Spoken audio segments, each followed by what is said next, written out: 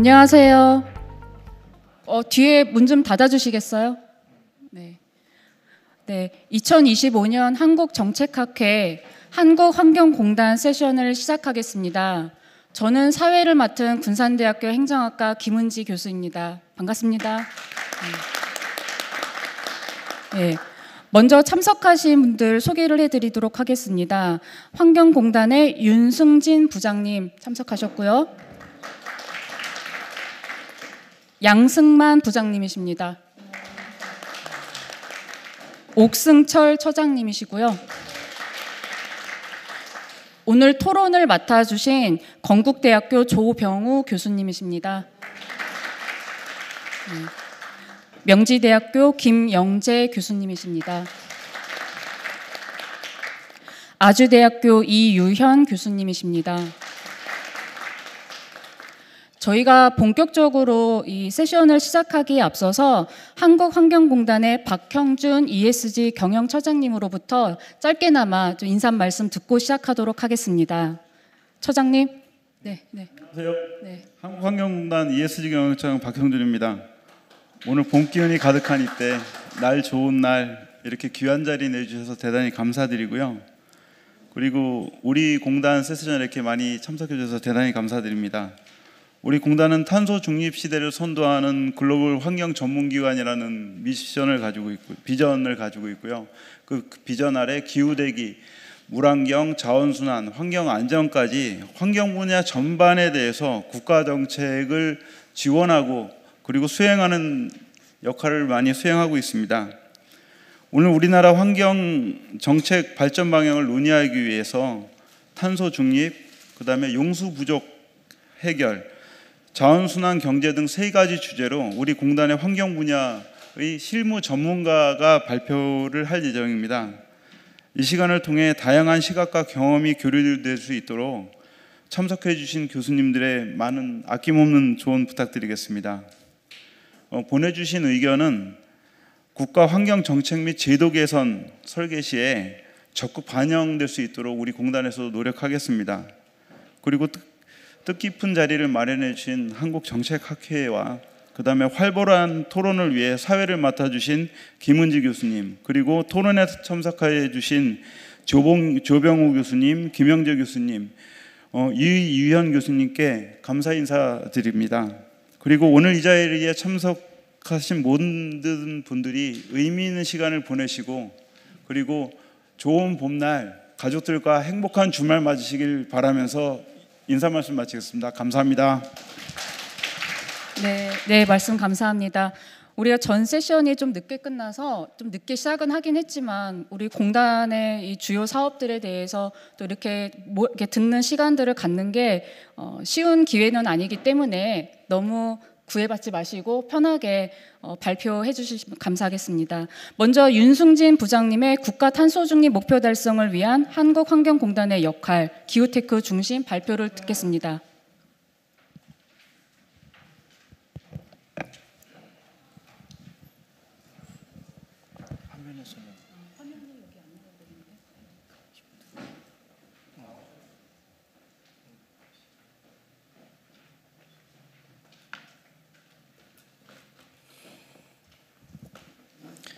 네, 안녕하십니까. 한국환경공단의 윤승진 부장입니다. 먼저 정책학회 중기학술 대회를 축하드리며 오늘과 같이 뜻깊은 자리에서 환경혁신을 위한 공단의 노력에 대해서 발표할 기회를 주셔서 깊은 감사의 말씀드립니다.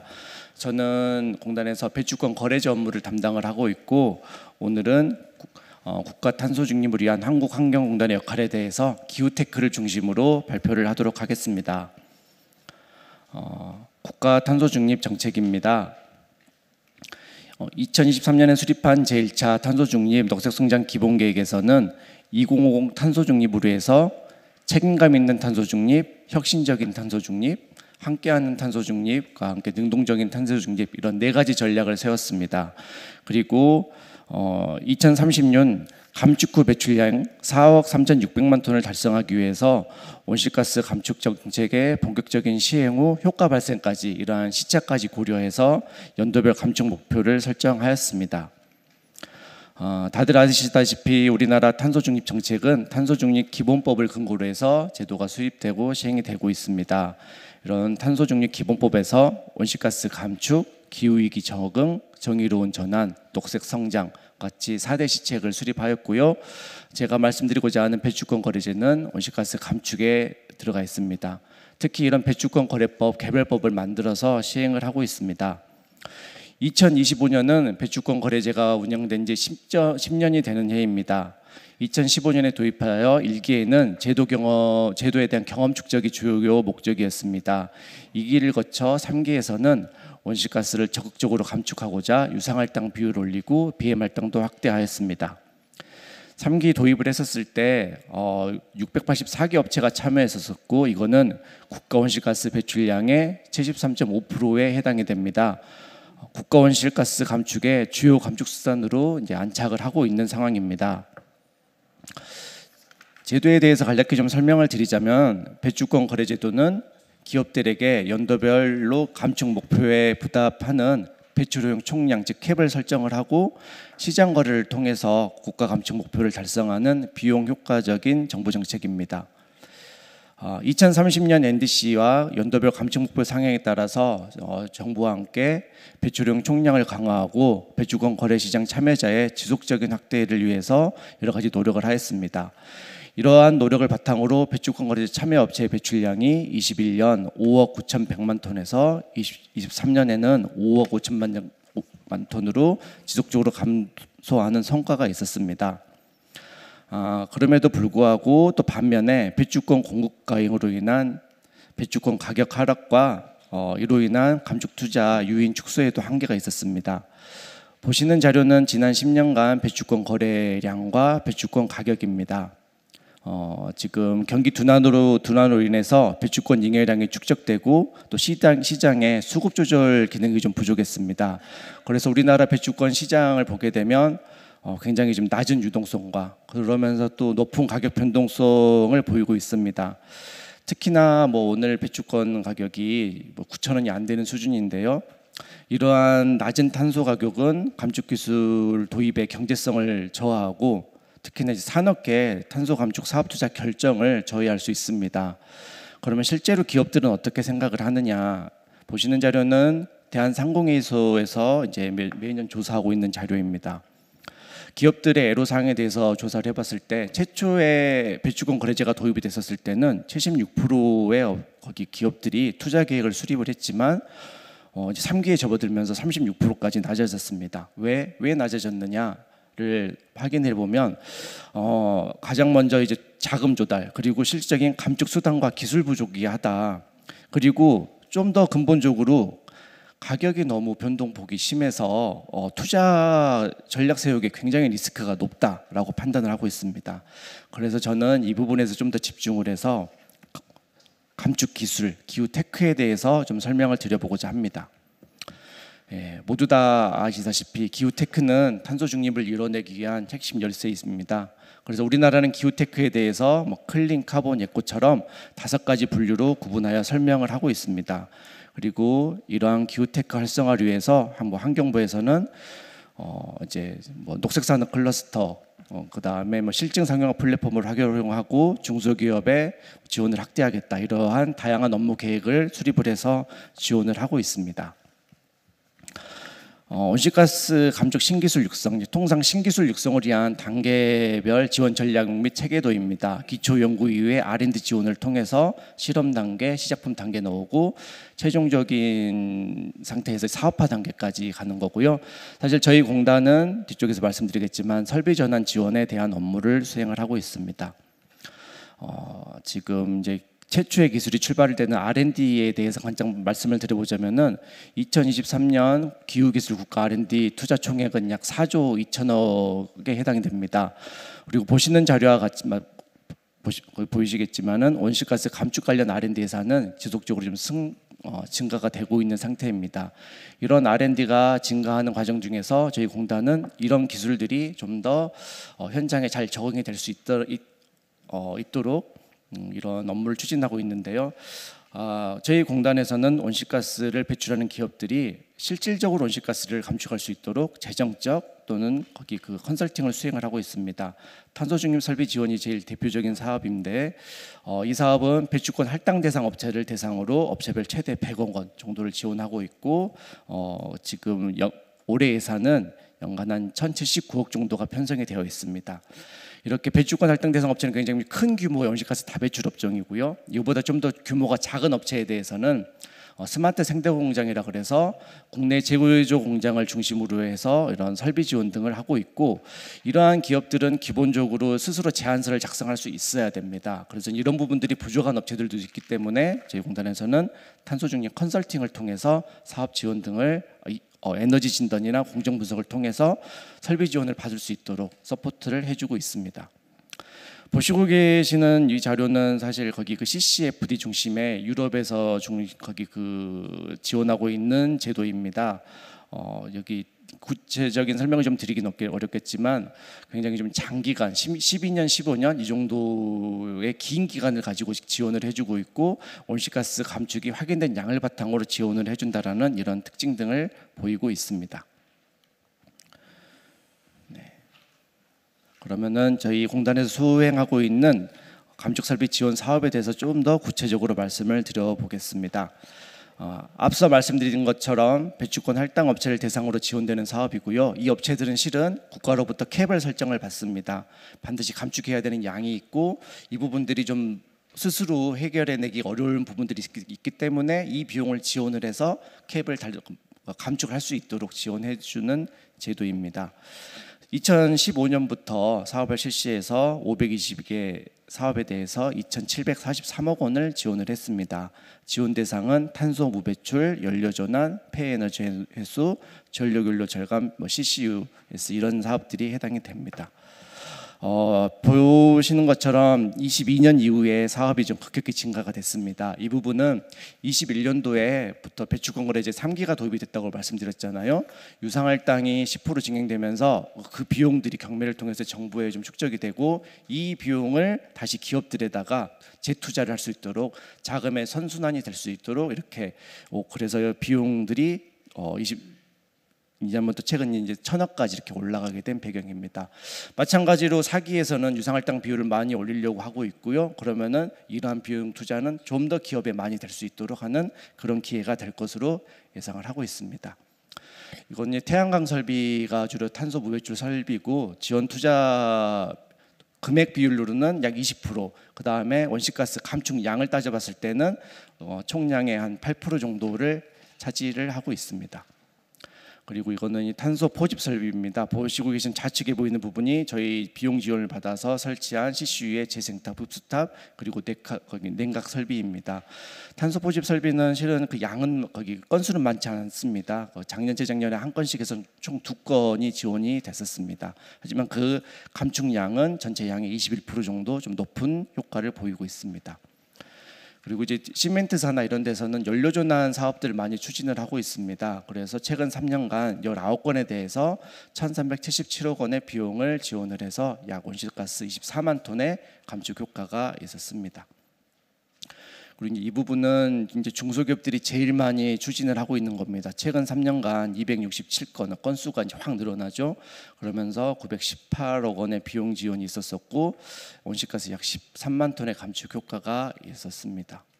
저희 사업은 할당 대상 업체만을 대상으로 하는 약간의 좀 한계성이 있습니다. 그래서 저 부분에 대해서 좀 유연성을 부여하고자 할당 대상 업체가 아닌 작은 기업이랑 같이 지원을 해나갈 수 있는 그런 상생 프로그램을 운영을 하고 있고요. 이제 보다 나은 탄소 혁신 기술, 새로운 기술 발굴 지원을 위해서 작년부터 100억 예산을 새로 확보를 해가지고 탄소 중립 100대 핵심 기술과 같은 혁신 기술 지원을 위한 이런 준비도 해 나가고 있습니다.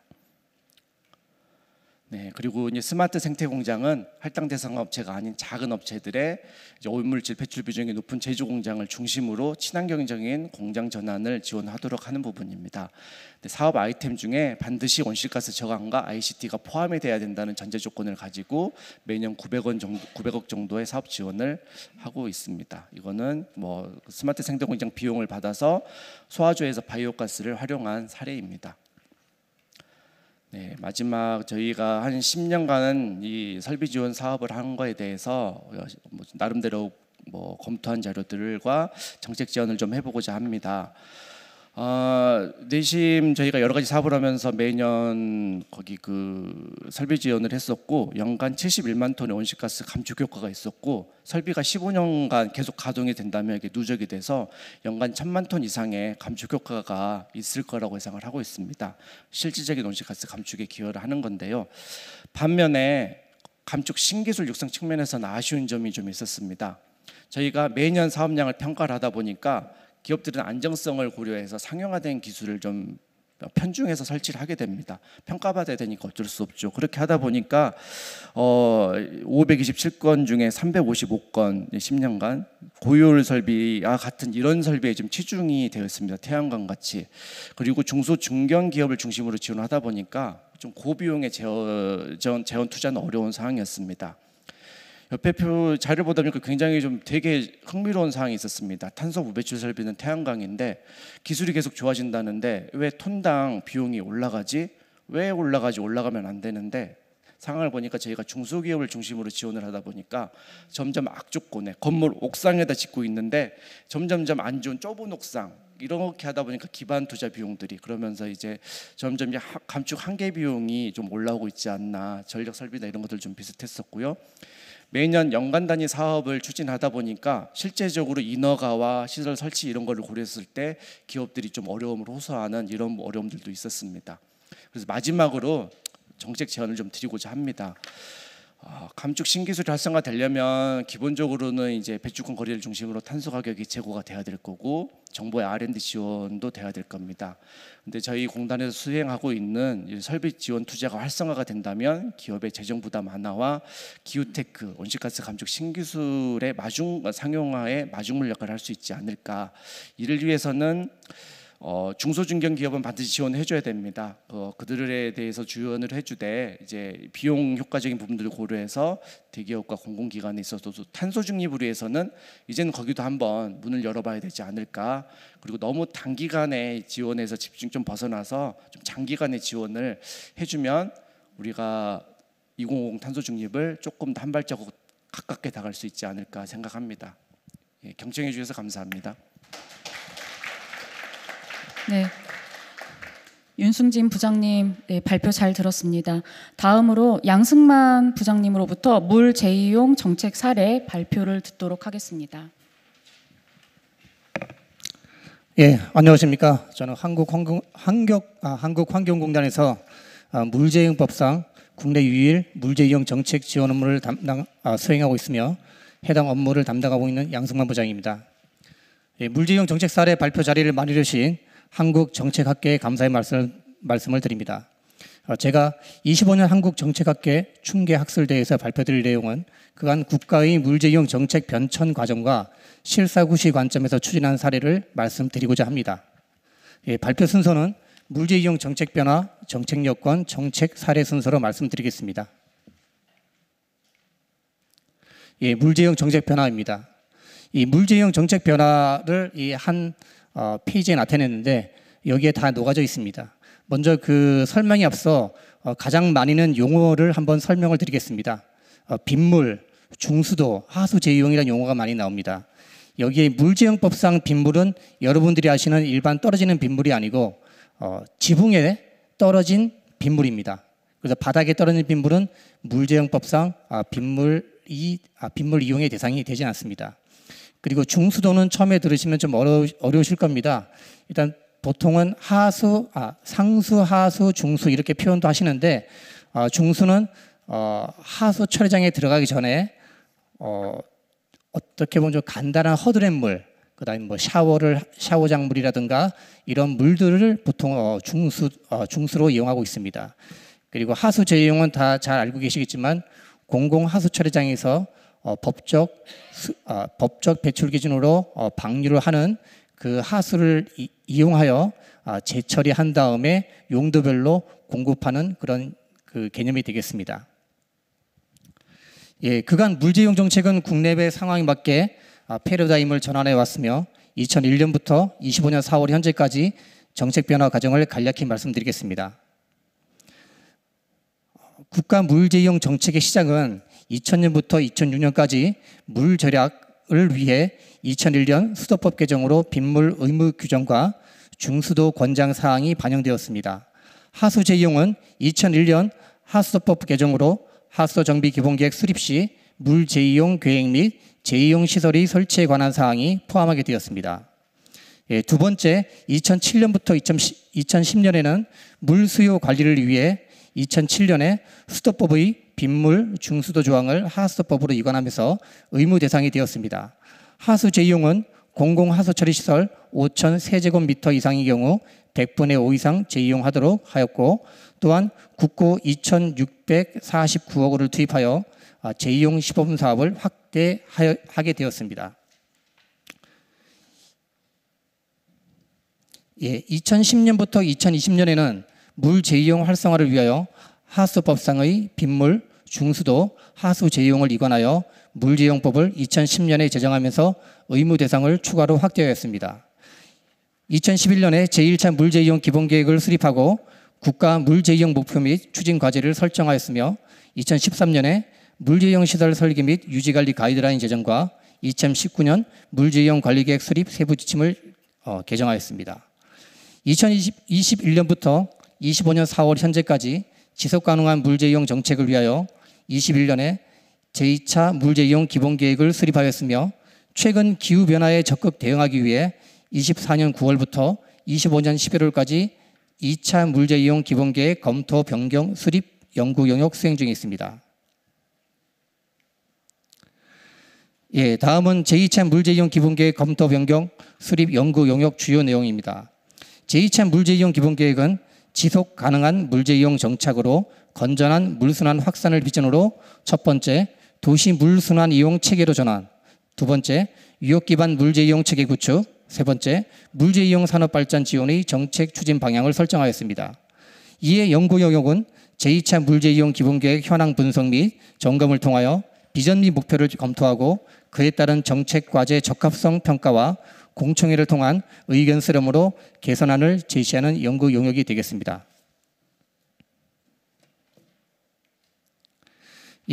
다음은 물제이용 정책 여건입니다. 2017년 OECD에서 발표한 국가 인구 밀도와 1인당 이용 가능한 수자원량을 조사한 보고서상의 조사에 따르면 우리나라는 1인당 이용 가능한 수자원량은 연간 1,507톤으로 세계 평균의 13분의 1 수준으로 물 이용의 지속 가능성이 취약한 것으로 나타나고 있습니다. 또한 2022년 제1차 국가 물관리 기본계획에 따르면 우리나라 연평균 수자원 총량은 1,264억 세제곱미터 중 57.8%인 731억 세제곱미터 이용 가능하나 29%인 366억 세제곱미터 이용 중에 있는 것으로 조사되었습니다. 이는 23년 연간 물 제용량인 14억 1천만 세제곱미터 대비 약 3.7%에 해당하는 양입니다. 다음은 물제이용 세부 현황을 말씀드리겠습니다. 23년 기준 약 14억 1천만 세제곱미터 제용량 중 하수 처리수가 약 11억 4천만 세제곱미터인 80.6%, 중수도는 2억 2천만 세제곱미터인 15.8%, 폐수 처리수 3,600만 세제곱미터인 2.6%, 빗물 1,400 세제곱미터인 1%의 비율을 보이고 있습니다. 하수 처리수 총 제용량 중 하천 건초나 방지를 위한 하천 유증수가 전체 74.7%를 차지하고 있으며 공업용수는 19.8%를 보이고 있으나 지속적인 고급 공업용수의 수요로 공업용수 비중이 장기적으로 증가될 것으로 예측하고 있습니다.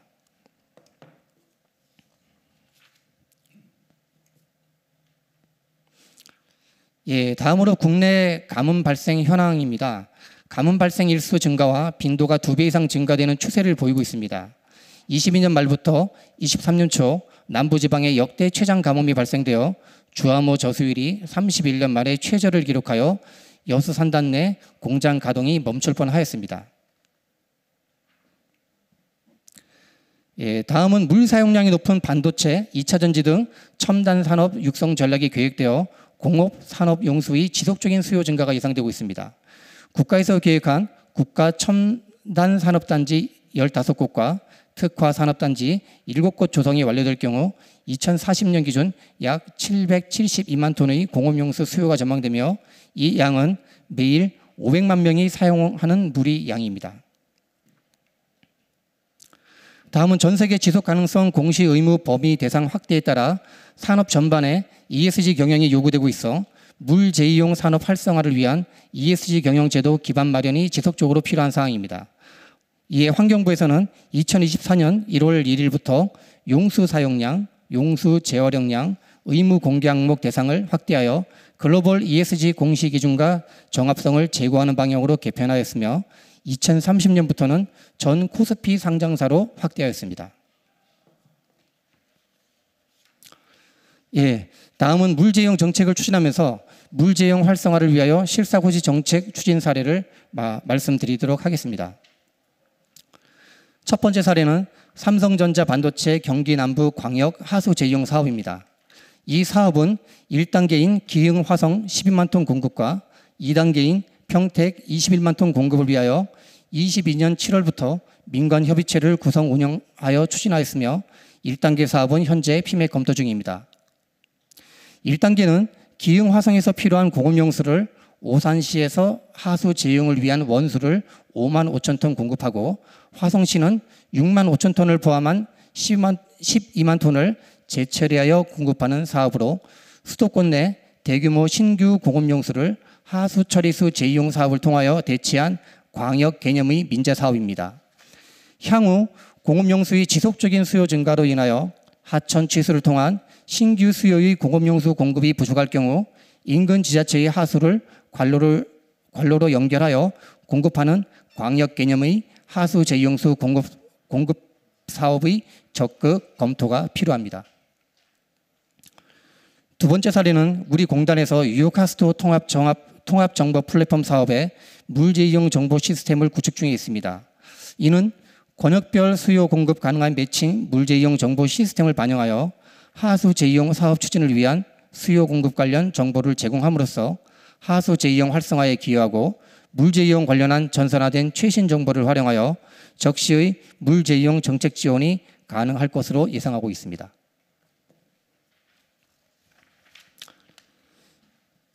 예, 세 번째 사례는 하수 재이용수 원수 공급 기준을 개선한 사항입니다.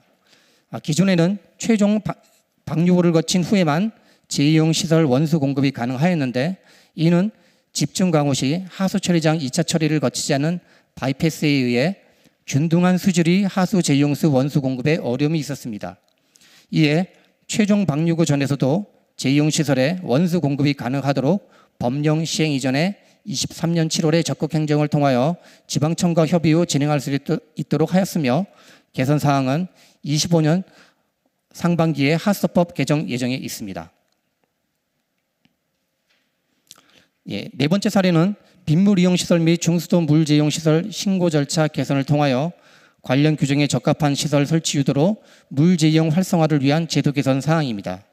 당초 빗물 이용 시설 및 중수도는 설치 후 30일 이내 신고토록 규정되어 있는데 이는 관련 규정에 적합하게 해당 시설이 설계되었는지 확인할 수가 없어 설치 후 최종 확인 시 민원인과 분쟁 소지 우려가 있어 건축 허가 신청 또는 건축 신고 전 단계에 신고서를 작성하도록 물재이용법을 24년 1월 개정하여 24년 7월에 시행하였습니다. 신고 절차 개선으로 신고인은 적정 시설을 설치하게 될 수 있어 최종 확인서 발급 시 민원인과의 분쟁을 사전 차단할 수 있게 되었습니다. 다섯 번째 사례는 제주도 특별자치도는 농업용수 대부분을 지하수에 의존하고 있어 서귀포시 남원읍 위밀이론에 중규모 빗물 이용 시설 설치를 통한 농업용수 확보로 지하수 및 상수도 감소 방지를 추진 중에 있는 사항입니다. 사업 내용은 비닐하우스 지붕에 떨어지는 빗물을 중규모 빗물 저류조에 저장하여 농업용수로 사용하는 것으로 친환경 대체 수자원인 빗물 공급으로 지속 가능한 물순환 이용 체계로 전환하는 사업입니다. 예, 여섯 번째 사례는 빗물 이용 시설 설치 의무와 녹색 건축 인증 제도 간 연계 강화로 이용 방식의 다양화와 제도 합리화를 도모하여 빗물 이용 시설 설치에 대한 부담을 경감한 사항입니다. 주요 내용으로는 녹색 건축 인증제도 및 LED 투습 면적 등과 연계한 빗물 이용 시설 기준을 개선하였고 저리조 위치를 다양하게 분산 배치할 수 있도록 하였습니다. 상기 6가지 사례는 법령 시행 과정에서 나타나는 문제점에 대하여 실사구시 개념으로 접근하여 개선하고 물 재이용 활성화를 위하여 추진한 정책 사례입니다. 앞서 물이용 여건에서도 말씀드렸듯이 산업 변화에 따른 대규모 공업용수 수요 증가가 예상되고 있어 이에 필요한 공업용수 대체 수자원으로서 하수 처리장에서 방류되는 하수 처리수 재이용 활성화가 그 어느 때보다 요구되고 있는 상황입니다. 물재용 분야 정책 지원 기관인 한국환경공단은 현장의 목소리를 귀 기울이고 적극적인 정책 과제 발굴을 통하여 적극 대응해 나가도록 하겠습니다. 예, 이상으로 발표를 마치면서 끝까지 경청해 주셔서 감사합니다. 네, 양승만 부장님 발표 잘 들었습니다. 마지막으로 옥승철 처장님으로부터 한국의 자원순환 정책 소개에 대한 발표를 들어보도록 하겠습니다. 네, 반갑습니다. 자원순환 처장 옥승철입니다. 오늘 그 한국정책학회에 제가 항상 마음을 함께하고 있는데요. 제가도 개인적으로 제가 학부 행정학도로서 정책학회와 교육 긴밀한 마음의 유대를 가지고 있다는 점 말씀드리고요. 오늘 이렇게 발표를 하게 기회를 주셔서 너무 감사드립니다. 저는 오늘 한국의 자원순환 정책에 대한 개괄을 소개를 해드릴 텐데요. 최대한 알기 쉽게 PT를 구성했습니다. 제가 진행하는 순서대로 따라오시면 우리나라 정책에 대해서 어느 정도 개괄은 알고 가실 수 있겠다라는 생각이 듭니다. 그리고 그 교재를 갖고 계신 분들은 교재보다는 화면을 참고해 주시면 좋겠습니다. 많이 업데이트 됐습니다. 네, 진행하겠습니다. 제 사진인데 민망하니까 넘기겠습니다. 참고로요, 저는 95년도에 공단에 입사해서 지금 31년 차를 맞이하고 있습니다. 컨텐츠를 보시면 첫 번째 자원순환의 개념부터 먼저 설명을 드리고요. 그다음에 우리나라의 폐기물 관리 정책이 어떻게 변해왔는지, 그리고 최근에 순환경제라는 말이 많이 들리죠. 이런 순환경제 도입이 왜 필요한지, 그리고 해외에서는 이 플라스틱 정책에 대해서 어떻게 추진하고 있는지, 그 다음에 이제 본격적으로 우리나라의 순환경제 이행 계획이 어떻게 구성되어 있는지, 탈플라스틱 대책은 교재에도 나와 있으니까 참고로 보시고요. 그리고 가장 요새 그 최근에 핫한 UN 플라스틱 국제협약, 시간이 되면 이것까지 설명을 드리겠습니다. 자, 이번에 춘계 학술대회 그 키워드가 실사구시입니다. 아까 누가 실사구시에 대해서 물어보시던데, 사실의 토대를 두어 진리를 탐구하는 일입니다. 그래서 이 정확한 고증을 바탕으로 이 과학적, 객관적 학문 태도인데 이걸 정책으로 투영을 시키면 몇 가지 고려할 점들이 있습니다. 첫 번째가 이제 구성의 오류라고 하는데요. 이거는 기획한 내용과 그 결과치가 다른 결과가 나올 수가 있어요. 그래서 그런 부분, 그다음에 풍선 효과. 이거는 국가의 여러 가지 자원들이 제한적이기 때문에 한 곳을 들어주면 다른 곳에서 문제가 불거지는 이런 풍선 효과도 역효과가 나올 수 있습니다. 그다음에 정책 시차인데요. 이거는 시점 간의 문제입니다. 정책이 발현될 때와 그 효과가 나타날 때가 당연히 다를 수가 있어요. 아마 저출산 대책 같은 게 대부분 대표적인 사례 같습니다. 그 다음에 이제 이득과 손해의 양면성인데, 누가 이득을 보면 반대급부로 손해보는 분이 계실 수 있죠. 이게 국민 전체를 대상으로 하는 정책이기 때문에 그렇습니다. 이런 학문적 바탕에서 제가 오늘 발표를 진행하겠습니다. 제가 두 가지 그 동영상을 가져왔는데요. 제가 항상 강의를 나가면 꼭 제가 틀어드립니다. 시간이 없더라도. 제가 두 번째 동영상을 잠깐 시청하시겠습니다. 이거는 우리나라가 굉장히 쓰레기 관련해서 문제가 됐던 2019년 그때 상황입니다. 소리 좀. 1년 365일 푸르고 깨끗한 대한민국. 그런데 2019년 현재 전국의 청정 지역들이 온통 쓰레기로 뒤덮여 있다면 여러분은 믿으시겠습니까? 야적장에 쓰레기가 산처럼 쌓여 있습니다. 쓰레기의 무게가 17만 톤이 넘는 것으로 추정됩니다. 문제는 이런 쓰레기산이 급증하고 있다는 겁니다. 놀랍게도 전국 각지 청정 지역으로 유명한 곳에 불법 쓰레기들이 모여 엄청난 규모의 쓰레기산이 형성되어 있었습니다. 조사 결과 우리나라에서 발견된 쓰레기산은 무려 235곳. 지난 3월엔 세계적으로 쓰레기 공화국이란 오명까지 썼습니다. Burning household waste, of burning plastic, construction materials is really quite unpleasant. One of those who lives very close by says she hasn't opened her windows in the past 2 years. There are dozens of abandoned garbage piles just like this not far from Seoul. 현재 불법 쓰레기 양은 120.3만 톤. 가장 놀랐던 건 우산용 비닐 본통, 비닐 봉지, 약간 플라스틱 낭비라고 생각할 때 있었죠. 편의점이나 대형마트 가도 어떤 포장물이 너무 많잖아요, 솔직히. 약간 이 배달 문화 때문에 약간 쓰레기 많아지지 않을까? 환경체계라고 하는 거는 매년 발표하고 있는 것인데요. 지금 우리나라의 2018년 기준 9시 35분이라고 해요. 실제로 굉장히 많은 환경 문제를 초래하고 있습니다. 이것이 금년 안에 또 하나의 쓰레기 대란이 발생 가능성이 충분히 있다고 보고 있습니다. 커버 스토리 6번째 이야기.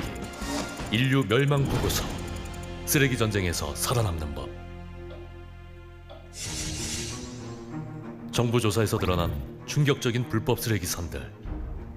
이런 쓰레기 야적장을 미국 CNN 방송이 취재를 나올 정도로 국내 폐플라스틱 문제가 국제적으로 주목받고 있습니다.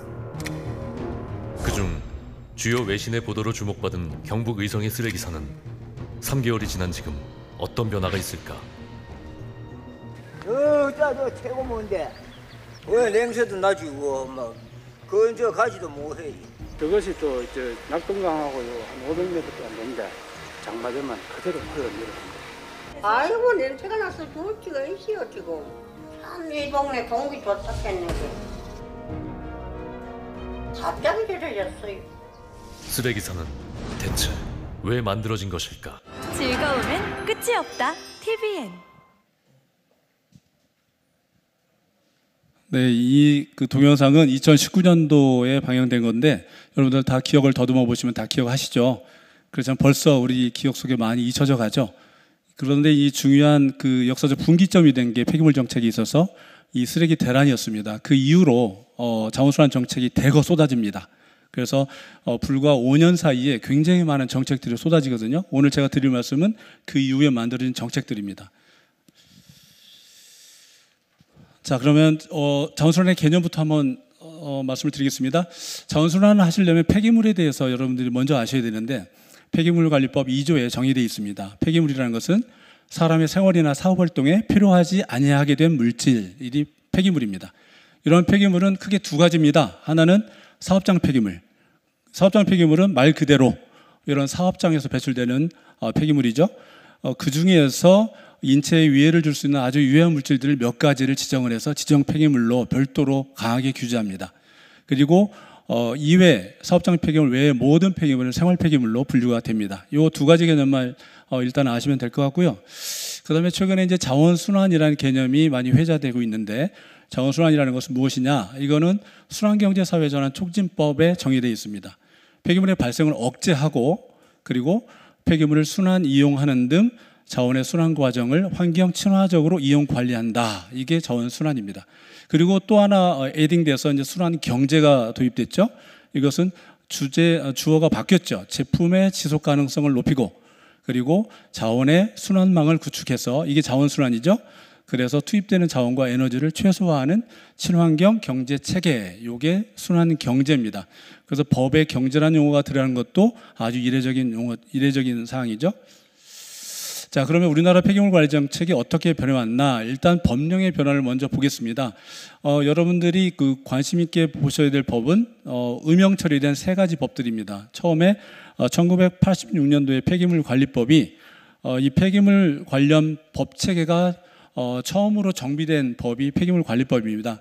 그 이전에는 어떤 법이 있었냐? 오물청소법이라는 게 있었어요. 이것은 청소 행정에 국한된 발생되는 오물들을 어떻게 처리할까? 요거에 대해서 됐고 친환경적 처리를 체계적으로 만든 법이 폐기물 관리법이다. 이렇게 보시면 되고요. 92년도에 와서는 이제 재활용 개념이 도입됩니다. 그래서 자원 절약법이라고 우리가 부르는 자원의 절약과 재활용 촉진에 관한 법률이 만들어졌고요. 그 다음에 2016년도에 자원순환 기본법, 이제 기본법 체계가 만들어집니다. 여기서 비로소 폐기물의 순환 이용이라는 용어가 나옵니다.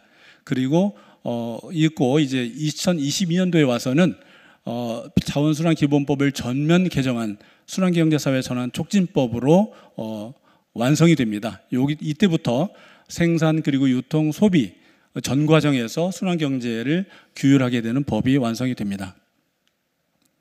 그러면 지금 현행 폐기물 관련법 체계는 이렇습니다. 처음에 순환경제사회 전환 촉진법이 기본법 역할을 하고 있고요. 그 다음에 좌측에 보시면 폐기물 처분에 관해서는 폐기물 관리법이 규율하고 있고, 오른쪽에 보시면 녹색 자원 재활용과 관련해서는 자원의 절약과 재활용 촉진에 관한 법률, 줄여서 자원재활용법, 요게 재활용을 규율하고 있는데, 재활용법 안에는 사회적으로 볼륨이 큰 제품인 자동차와 전기 전자제품만 따로 규율하는 법이 하나 있고요. 그 다음에 건설 폐기물도 볼륨이 크죠. 그래서 건설 폐기물법을 별도로 규율하고 있는 법이 있고요. 지금은 이제 폐기물의 국가 간의 이동도 굉장히 왕래가 작기 때문에 폐기물 수출입과 관련해서는 폐기물 국가 간 이동법을 적용하고 있습니다. 자, 그러면 왜 순환경제 도입이 필요한지 잠깐 살펴보겠습니다. 이 산업혁명 이후에 우리의 생활의 수준이 높아지고 굉장히 풍성한, 풍요로운 우리가 생활을 하고 있는데, 그 메커니즘은 우선 천연자원을 채취해서 많이 만들어요. 대량 생산한 다음에 소비도 많이 하죠. 그래서 소비된 만큼 폐기물이 많이 나옵니다. 그리고 결과적으로 경제 성장이 되면 될수록 자원은 고갈되고, 그리고 폐기물이 증가하는 결과를 초래하는데, 요거를 고리를 끝과 끝을 이은 것이 자원순환입니다. 그래서 우선 폐기물 발생을 예방하고, 그 다음에 그럼에도 불구하고 발생된 폐기물을 최대한 이용하고, 그래서 자원순환 이용을 극대화해서 천연자원 사용을 최소화한다. 이게 이제 패러다임이 이렇게 바뀌었다, 이런 말씀을 드립니다. 자, 통계를 잠깐 보겠습니다. 이제 그 폐기물 중에서 플라스틱이 가장 문제인데요. 이 플라스틱은 우리가 1907년도에 우리가 그때부터 사용하기 시작했습니다. 그래서 지금 2025년이니까 120년이 채 안 되죠. 한 2년 모자르는데, 그런데 벌써 이렇게 사회 문제가 굉장히 심각해진 아주 중요한 물질이 되겠습니다. 전 세계 플라스틱 발생량을 보면 2000년 대비 2019년에는 약 2배, 3억 5,300만 톤이라고 하니까 여러분들 개념이 잘 안 들어오시죠. 이게 이제 어느 정도 규모냐면 5년 전 얘기긴 합니다만, 우리 한반도 면적의 이 쓰레기 섬이 태평양 한가운데 떠 있다고 보시면 돼요. 그런데 지금은 5년 전이니까 많이 면적이 늘어났겠죠.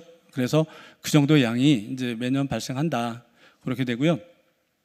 여기서 재활용은 약 9%, 이건 이제 글로벌리 통계입니다. 그래서 9% 정도밖에 재활용이 안 된다라고 볼 수가 있고, 그 다음에 이제 이 중에서 또 문제가 뭐냐면 플라스틱 폐기물의 발생량의 69%가 매립이나 소각된다. 이것도 굉장히 중요한 문제죠. 그러면 라이프 사이클이 줄어드는 거예요. 그래서 중요한 문제고요. 특히 이 중에서 더욱더 문제는 22%는 어떻게 처리되는지 알 수조차 없다. 그래서 우리가 보통 이제 OECD에서는 미처리된 플라스틱이라고 표현을 합니다. 이게 또 굉장히 중요한 부분이고요. 그래서 만약 이런 추이가 계속된다면 2060년도에는 10억 톤으로 늘어날 것 같다. 그래서 대책이 필요하다라는 말씀입니다. 자, 우리나라는 어떨까요? 우리나라도 또 대동소이합니다. 다르지 않습니다. 우리나라는 2013년도에 500만 톤 정도의 플라스틱 폐기물이 발생했는데요. 2022년도에 12,000톤. 12,000톤이 아니라 1,200만 톤이죠. 제가 숫자를 잘못 봤는데 1,200만 톤으로 2.3배 증가했죠. 이게 세계적인 추세하고 유사한데 조금 우리나라는 다른 부분이 그 두 번째 점에 보시면 재활용률이 좀 다릅니다. 재활용률은 2013년도에는 58.3%에 불과했는데 우리나라는 비교적 재활용을 잘하는 나라에 속합니다. 73%로 굉장히 높은 축에 속하죠. 지금 23년 통계를 보니까 86% 정도 재활용을 좀 하고 있다, 이렇게 보시면 될 것 같습니다. 이건 좀 넘어갈게요. 자, 그러면 그 전 세계 플라스틱 정책 동향을 한번 살펴보겠습니다. 가장 먼저 앞서가는 나라들이 EU 국가들이죠. EU 국가들은 2015년도에 벌써 순환경제라는 개념을 도입을 했습니다.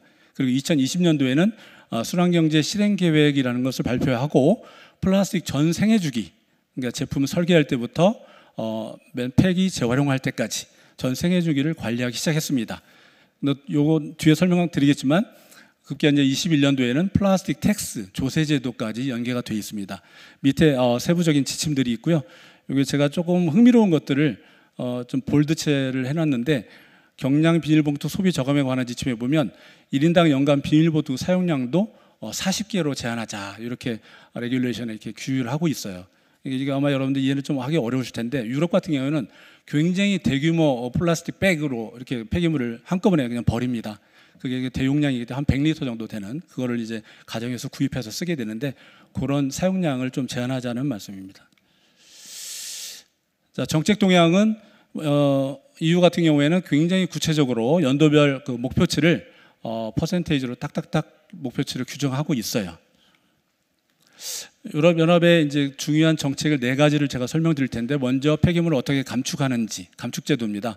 이 포장재 폐기물 규제인데요. 감축 목표를 BAU가 2018년인데 2018년 대비 40년에 15%로 감축하겠다. 이렇게 지금 규율을 하고 있고요. 방법은 재사용 가능 포장재 사용을 늘리고 그리고 과대 포장을 줄이고 그다음에 포장재 재활용 표시를 라벨링을 강화하고 이런 정책을 통해서 감축할 예정이고요.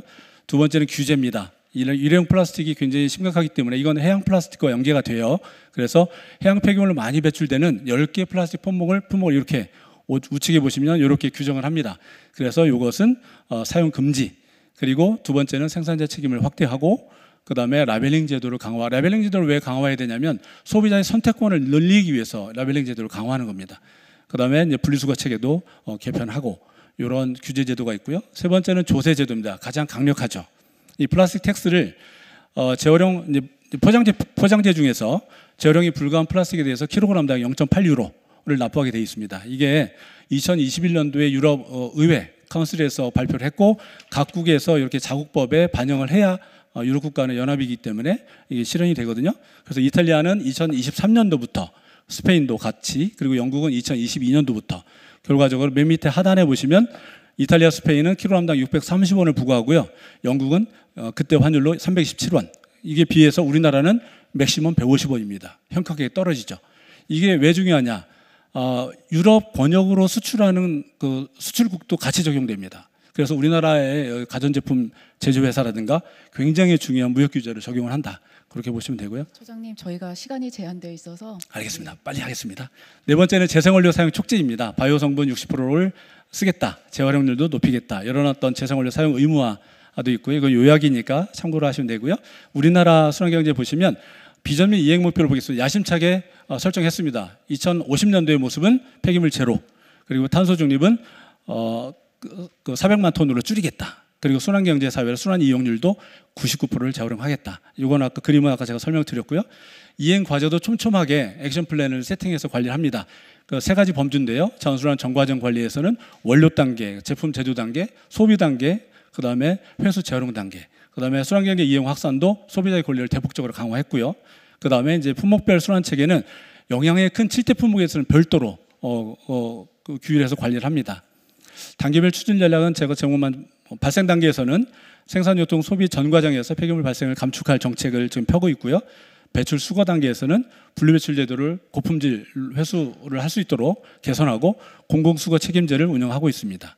선별 재활용 단계에서는 재생원료 고부가 가치화를 통해서 그리고 이 재생원료를 안정적 국내 수요처도 확보하는 이런 역할을 하고 있고요.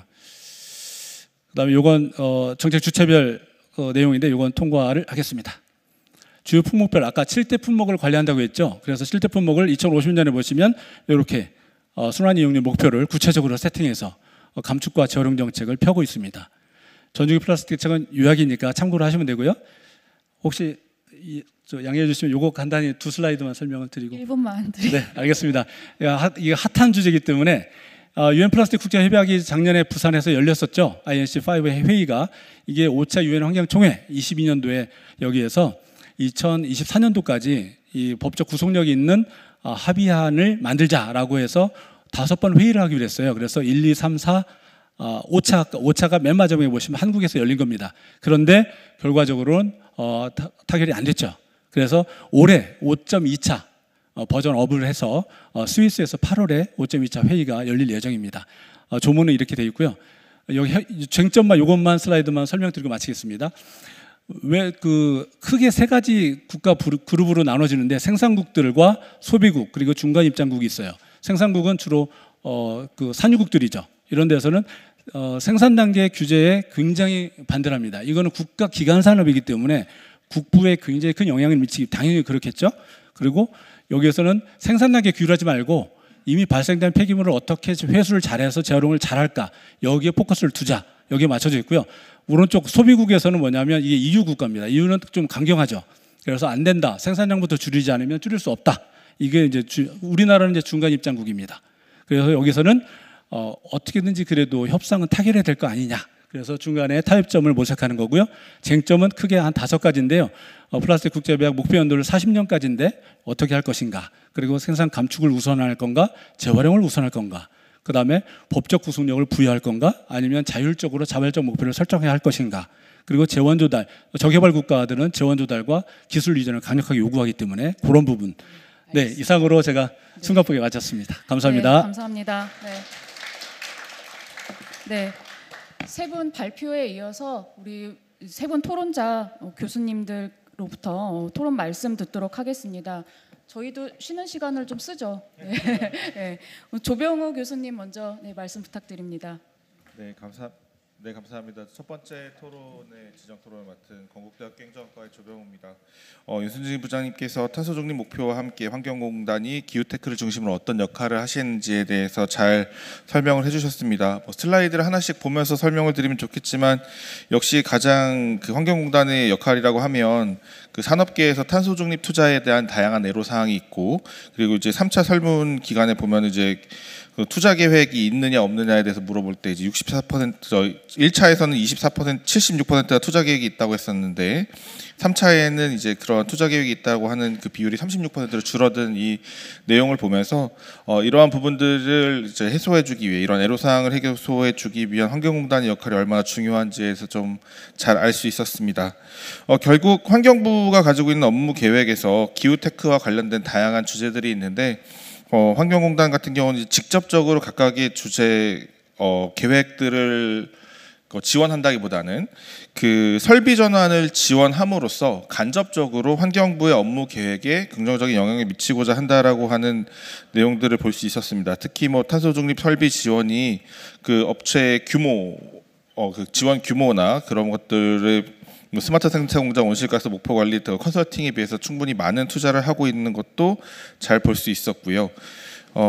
근데 이제 보면서 이제 가장 중요한 거는 결국 이런 탄소 중립 설비를 설치를 지원하면서 이런 기후테크가 산업계에 잘 반영이 될 수 있도록 지원을 하는 것이 환경공단의 역할이라는 것에 대해서는 충분히 잘 알 수 있었습니다. 그리고 이제 그 슬라이드 17페이지부터 쭉 이제 탄소 무배출 설비라든가 포집 설비라든가, 그리고 또 이제 연료 전환이라든가, 그다음에 전력 절감 설비, 이런 4가지 사업을 중심으로 이제 어떤 일들을 하고 있는지를 잘 보여주셨는데요.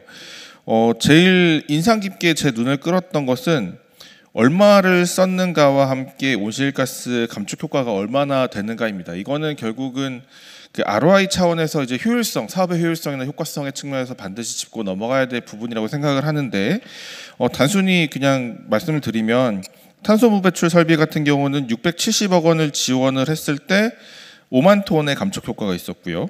탄소 포집 설비 같은 경우는 190억 원을 지원을 했는데 13만 톤의 감축 효과가 있었고, 그다음 연료 전환은 1,477억 원에 24만 톤. 그거 반대로 또 이제 전력 절감 설비 같은 경우는 918억 원에 13만 톤 감축 효과가 있었습니다. 결국 사업에 따라서 이제 다른 감축 효과가 있는 거거든요.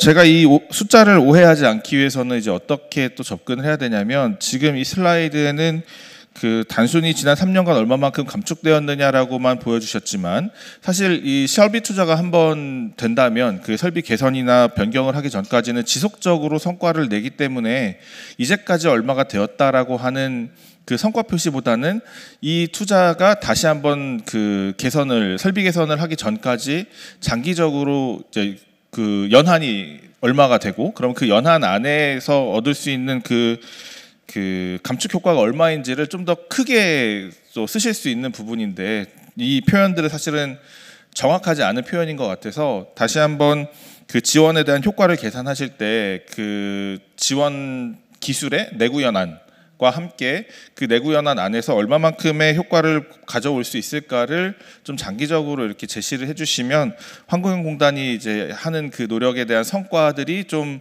더 잘 표현되지 않을까라고 하는 그런 생각이 들었습니다.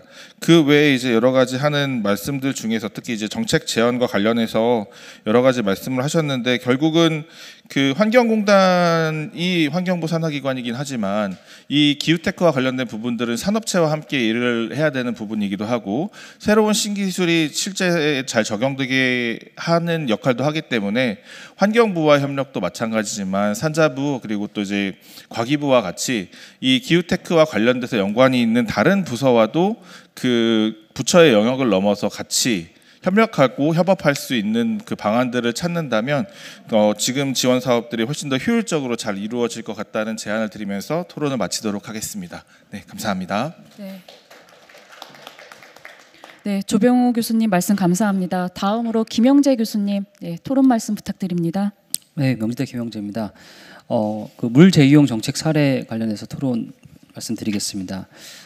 일단 우리나라 뭐 아시다시피 뭐 계절별 강수량 차이도 굉장히 크고 특히 이제 뭐 기후 변화 때문에 요즘에 뭐 가뭄 일수도 많아지고 이런 상황이기 때문에 물 재이용 정책은 사실 지금까지보다 앞으로가 더 중요한 그런 정책이라고 생각이 들고 그래서 오늘 발표 들으면서 많이 사실 몰랐던 것도 많았거든요. 그래서 알게도 됐고 또 어떻게 보면 또 홍보가 더 많이 필요하지 않나 이런 생각도 많이 했습니다.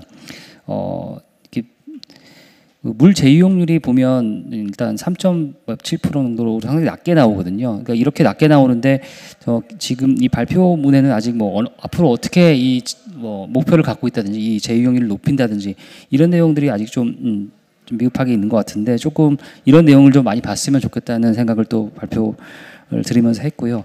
이 재이용률도 당연히 중요하겠지만 재이용 현황을 보면서도 좀 느낀 점이 있었는데 이 재이용량의 대부분이 이제 하천 유지로 사용이 되고 있고 나머지가 이제 공업용수, 농업용수 이런 걸로 쓰이고 있는데 제가 여기 표를 보니까 이 비율이 물론 이제 공업용수가 예전보다 늘어났다고는 하지만 이제 크게 늘어나지 않고 그러니까 변화가 없는 채로 이렇게 되고 있거든요. 그래서 혹시 이거를 앞으로 어떻게 계획을 세우고 있고 어떤 이제 이 현황을 어떻게 바꿀 수 있을지 이런 것에 대한 계획이 있는지 좀 궁금해졌고요. 또 하나는 여러 가지 사례를 이제 제시를 해주셨거든요. 우리나라 재이용 이런 물 재이용 사례를 정책 사례를 소개해 주신 것이 이 발표의 어떤 주된 내용인 것 같은데 사례에서 보면 사실 궁금한 거는 이게 어느 정도 경제성을 갖고 있고 어떤 이제 성과를 거뒀는지에 대한 내용인데 어떤 그런 앞으로 어떤 지원을 할 계획이고 이런 것들의 내용이 좀 있으면 좋겠다는 생각을 했습니다. 그러니까 보면 뭐 경기 남부 하수 처리 재이용 사업 이런 내용이 있는데 여기서 목표가 어느 정도였는데 어느 정도 달성이 되었다. 뭐 아니면은 뭐 경제적 효과가 꼭 아니더라도 환경적으로 어떤 뭐 기여를 했다라든지 이런 내용이 좀 보강이 되면 아까 제가 처음에 이제 홍보 얘기를 말씀드렸는데 이런 것들에도 저희가 또 직접 와닿는 이런 내용 이런 점이 좀 있을 것 같아서 그런 분석이 있으면 좋겠다라는 생각을 했습니다.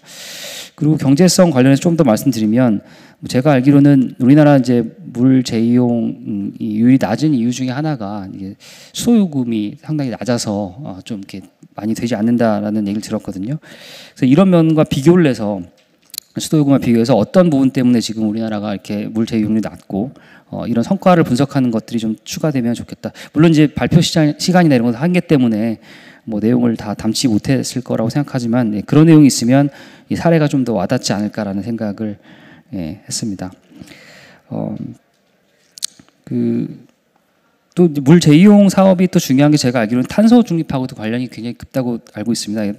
재이용하는 과정에서 수도를 이제 공급하는 것보다 설비라든지 이런 투자 비용도 줄고 이렇기 때문에 탄소 중립에도 도움이 되는데 뭐 그런 부분도 충분히 이제 앞으로 사업을 확대할 때 이제 홍보할 수 있는 내용이 되지 않을까라는 생각도 해봤습니다. 뭐 저는 이 정도 하겠습니다. 예.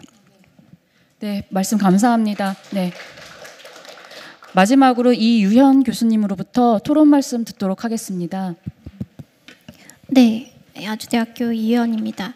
사실은 옥승철 처장님 발표가 내용이 너무 좋았는데 사실 시간 관계상 많이 좀 생략이 된 부분이 있어서 정말 아쉽고 좀 요 자료를 많은 분들이 좀 확인을 하셔서 좀 전반적인 한국의 자원순환 정책의 흐름을 좀 이해하시는데 도움이 되면 좋을 것 같습니다. 정책학회와 환경공단이 사실 자원순환 정책 이행에 있어서 어떤 부분에 기여를 할 수 있을까를 중심으로 한 3가지 정도만 말씀을 드리고자 하는데요. 우선 첫 번째로는 수용성을 제고하는데 저희가 좀 역할을 많이 해야 하지 않을까 싶습니다. 아까 이제 탈플라스틱 정책 나왔었는데 사실 플라스틱을 쓰지 않는다는 건 정말 불편하거든요. 네. 일상이 불편할 겁니다. 그렇죠? 저희 이제 매일매일 커피 마시는 것도 좋아하고 뭐 여러 가지 테이크아웃 음식들 사실 근데 이런 부분들 전부 이제 플라스틱을 저희가 활용을 하고 있고 근데 이런 불편함을 감수하고서라도 플라스틱을 쓰지 않겠다는 사실 그런 의지 그런 것들은 사실 높아진 시민들의 환경 인식과 높은 정책 수용성에서 저는 나온다고 생각을 하는데 이를 위해서 좀 정책학회와 환경공단에서 협력적으로 좀 많은 일들을 수행해야 되겠다라는 말씀을 드리고 싶고요. 이제 두 번째로는 사실 이 부분도 나와 있는데 아마 시간 관계상 그냥 스킵을 하셨던 것 같은데 이제 EPR이 저는 핵심적인 제도라고 생각을 하는데 기본적으로 저희가 방향성을 보면은 좀 소규모거나 좀 영세한 기업인 경우에는 EPR 적용에서 좀 제외를 시켜주는 방향성을 취하고 있습니다. 근데 사실 저는 기본적으로는 모든 EPR 적용 대상에 있어서 좀 예외를 두면 안 된다고 생각을 하고 방향성은 예외가 없는 것에 두되 환경공단처럼 좀 역량 있는 공공기관에서 여러 가지 지원과 보다 친환경적인 방향으로 갈 수 있는 좀 동력 이런 것들을 좀 지원을 해주면 좋겠다. 라는 말씀을 드리고 싶고요. 이제 마지막으로는 결과적으로는 사실 자원순환 정책에 있어서 저는 이제 핵심이 되는 것은 LCA가 될 것 같습니다. 정가적 평가가 중요하다고 생각을 하고 아까 이제 EU의 정책 방향에서는 그런 부분이 조금 나왔었던 것 같은데 사실 플라스틱 대책 수립에 있어서 앞에 시작점을 보면은 제품 설계라고 되어 있거든요. 사실은 저는 애초에 이제 뭐 저희가 기본적으로 이제 정가적 평가라고 해도 보통 이제 생산 단계라고 하면은 디자인을 하는 단계를 크게 고려를 하지 않는 것 같습니다. 근데 사실은 친환경적으로 애초에 설계를 하고 디자인을 구상을 하고 하는 것부터가 어떻게 보면은 이제 자원순환의 시작점이 될 수 있다고 생각하고 EU에서는 사실 그런 부분, 그런 에코 디자인에 대한 방점을 굉장히 정책적으로 우선순위를 두고 있는데 저희는 조금 그런 부분에 대한 고려까지는 아직은 조금 약하지 않나라는 생각이 들어서 이런 부분들을 저희 정책학회와 한국환경공단이 같이 좀 협력해서 향후의 과제들을 조금 해결해 나갈 수 있으면 좋지 않을까라고 짧은 말씀을 드리도록 하겠습니다. 네, 감사합니다. 네. 네, 세 분 교수님 토론 말씀에 대해서 우리 발표자분들께서 코멘트하실 부분들이 좀 있으실 것 같아요. 우리 시간은 다 돼가지만 그래도 짧게나마 또. 네, 조병우 교수님께서 좋은 말씀해 주셔서 저희가 업무에 반영해서 이 사업의 성과를 홍보하는 데 많이 활용하도록 하겠습니다. 저희가 마침 이 기후테크 활성화를 위해서 지난 3월 달에 공단이 주관해서 세미나를 한번 했습니다. 과기부도 요청을 하고 산업부에서도 와주셨고 되게 저한테는 고무적이었었던 게 세미나 끝난 이후에 거기 R&D를 담당하는 산학기술원에서 연락이 왔어요. 그쪽에서는 고민이 R&D만으로 끝나는 이 사업들과 저희가 마중물 역할을 하고 싶다라고 이렇게 목 나와 애치니 연락이 오셔서 지난주에 만나가지고 이제 같이 조금 협업을 해보자 해서 참 좋은 기회였던 것 같습니다. 아무튼 말씀 감사합니다.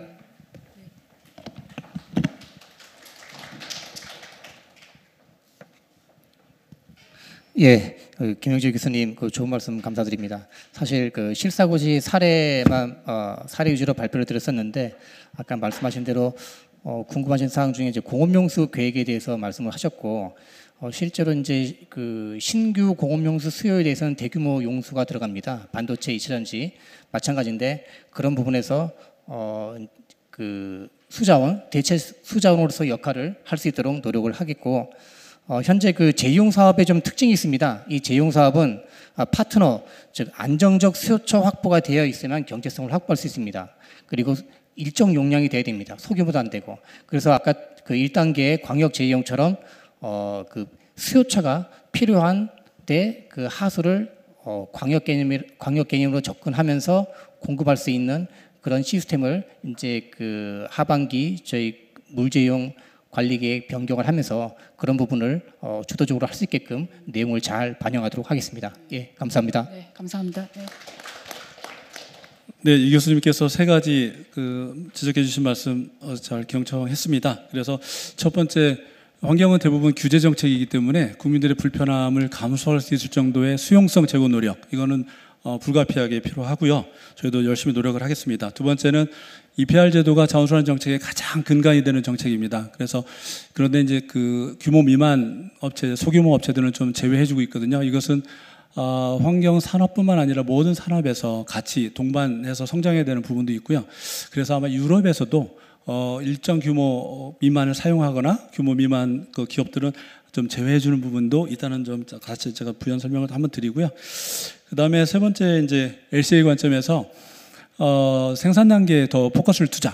그렇습니다. 그래서 순환경제사회전환 촉진법이 태동하게 된 계기고요. 그래서 가장 중요한 부분이 뭐냐면 디자인 말씀을 해주셨는데요. 맞습니다. 디자인도 그 안에 들어있습니다. 그래서 제품 설계 단계부터 재활용이 용이하게 설계할 수 있도록 제품 재질 구조 평가 제도도 운영하고요. 그리고 재활용 원료를 적극적으로 투영시킬 수 있도록 그런 정책도 지금 같이 하고 있는데, 여기 2024년도부터 법이 시행됐기 때문에 이제 본격적으로 진행이 되면 아마 사회가 많이 바뀔 것 같습니다. 지금 여러분들 책상에 보시면 이 페트병도 물화별로 바뀐 지가 꽤 됐거든요. 이렇게 하나씩 바꿔가는 게 폐기물 정책의 성과가 아닌가 싶습니다. 감사합니다. 네, 처장님 말씀 감사합니다. 네, 혹시 처장님 마무리, 박형준 처장님 마무리 말씀 짧게. 네.